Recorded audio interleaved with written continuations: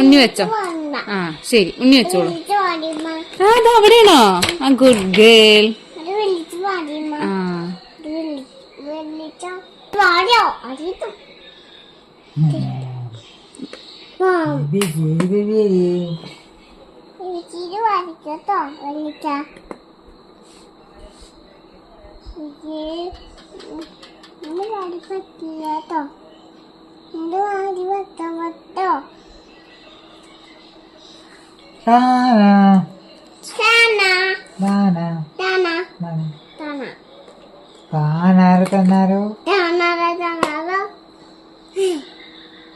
എനിക്കൊരു വേഗിയെ കുറിച്ച്